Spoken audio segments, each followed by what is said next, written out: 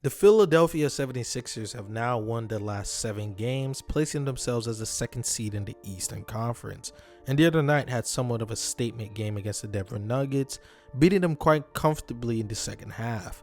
Joel Embiid has been a monster this season, arguably playing better than what he gave in the prior season. James Harden is looking more like himself after an offseason of nurturing the hamstring. Their golden boy in Tyrese Maxey has also gotten better from the prior year. And the 76ers have the 5th best offense in the NBA and also have the 6th best defense. However, the 76ers aren't playing to just be a great team in the regular season. They've been the number 1 seed before. They built this team for the sole purpose of maximizing their star player and in winning an NBA championship in this window. But sadly, for the past few seasons, it's been nothing but disappointment. The 76ers still haven't been able to make a finals appearance, more so a conference finals appearance, since Allen Iverson was played. Regardless of the past failures though, this 76ers team that's built currently might be the best iteration of them that we've seen since the 1980s. So after all this time, are the Philadelphia 76ers true contenders? Well, their offense and the principles they run are primarily ran through James Harden and Joel Embiid.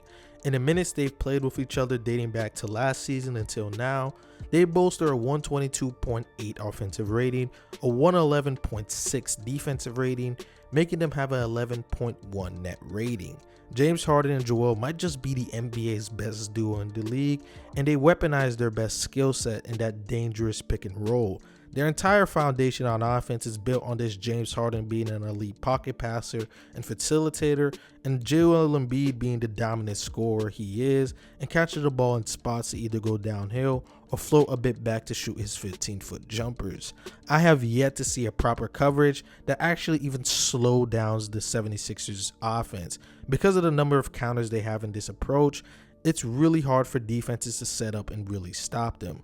If a defense decides to play drop coverage, Harden can throw the bounce passes towards the nail for Embiid, and he can feast on those one-on-one matchups.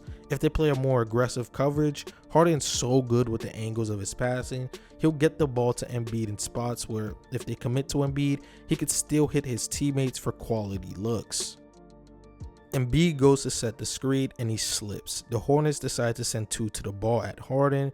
He then slings it to Embiid, which draws PJ Washington, and PJ Tucker makes the nice cut that stops a potential double team, and now this just leaves Embiid one-on-one with the mismatch, and he hits him with this baby hook. This time they set up in an empty side pick and roll action, which is very deadly. Embiid sets the screen and MPJ decides to try to go over it, and Jokic is in a drop. Just look how dangerous this is. Jokic is essentially having to attempt to guard both of them, and Harden gives the ball to Embiid to finish off the play. Again, against the Nuggets, they run the pick and roll, and notice how Murray's sliding more over to try to provide any semblance of help at the nail, and Harden attacks. He throws it up back to Embiid to attack the mismatch. He draws a soft double and he passes it back to Harden, and a couple swing passes lead to an open shot in the corner that unfortunately missed. But makes or misses, this play still proves the point that the process of the Harden and Embiid pick and roll leads to quality shots.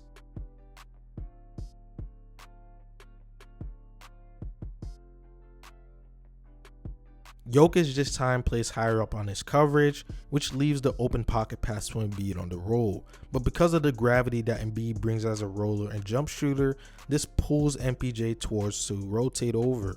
But now this leaves PJ open in the paint, and he misses the most open layup you will probably ever see in your life.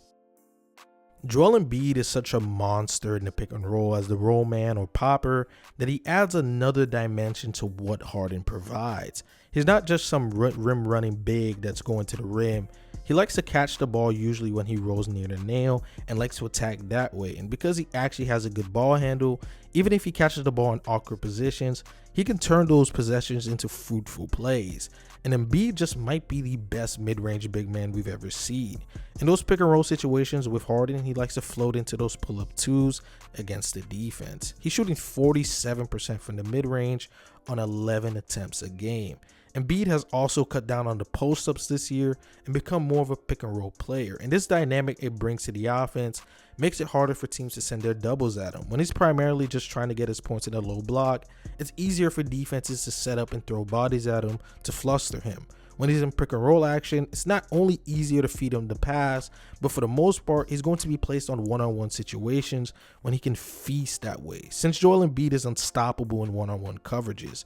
And even when teams like to overhelp and shade over, he can still be good and make correct reads in these scenarios to hit his guys in the corner or guys in the dunker spot to score easy buckets. And you have to give big credits to James Harden as well in this synergy he's built with Joel Embiid, that they know how to play well off of each other. He feeds the ball to Embiid in great situations and overall just makes the game easier for him to play. Embiid said that himself, Harden's playmaking in terms of how pristine his pocket passes are and his accuracy to get the ball in players' hands that puts them in the team in advantageous situations are things that just not even a good playmaker can do on a consistent basis. And it shows in the stats as well when they play with and without each other. Embiid, in the minutes he plays without Harden, averages 33.8 points per 75 possessions, shoots 68.6% at the rim, 28% from three, and have a 60.9 true shooting. But with the minutes he plays with Harden, he averages 37.5 points per 75 possessions, shoots 73.3% at the rim, 41.4% from three, and have a 65.8 true shooting. He still has really good numbers in the no James Harden minutes, but you see an obvious improvements in the stats when he's on the court with James Harden. James has very good patience and a great ball handle, makes him arguably the best ball screen navigator. And when you pair him next to such a versatile big man scorer like Embiid, it unlocks the danger not only Embiid places on defenses, but also the danger he places himself. James Harden has played with a lot of good rim running bigs that made it easier for him in the pick and roll, but Embiid takes that to another level, which is why on some possessions, when Harden would instead just take it all the way to the cup himself, because the team would overcommit to Embiid on either rolls or when he's popping. Again, they're placed in an empty side pick and roll action, and notice how when PJ is going to the weak side, KCP doesn't follow. Embiid sets the screen and Harden attacks the middle. Since Jokic is playing at the level, KCP has to be the third defender and sink lower to try to stop the drive from Harden and the roller from Embiid. Notice how this dynamic now forces KCP to commit to Embiid. Now Harden in that same instance attacks the basket to score the tough bucket because now he has an open lane. To me, all this just accumulates to them being the best duo in the league just because of the amount of danger they bring on opposing teams and how they found the perfect way to maximize both of their strengths. They don't run complex stuff offensively, but probably because of that makes them that much more scarier. You know what's coming, but yet you can't stop it because not a single team in the entire NBA has the proper personnel to stop this tandem. The only way I can see this team being slowed down offensively is what happened in the last playoffs if unfortunately Embiid goes down with an injury and he's playing hurt. If he's fully healthy, good luck trying to stop that because Harden's always, even though his scoring isn't as good as it once was, he's still going to pressure defenses at a crazy rate and make the correct reads. Embiid is going to be the dominant paint presence he still is and be a very good jump shooter, not just for a big, but for the league. If this team can generally for once not deal with any injury bugs surrounding them come postseason time, they may not only finally break through and make an Eastern Conference Finals appearance, but might very well win an NBA championship, which hasn't been done for the franchise since the 1983 NBA season.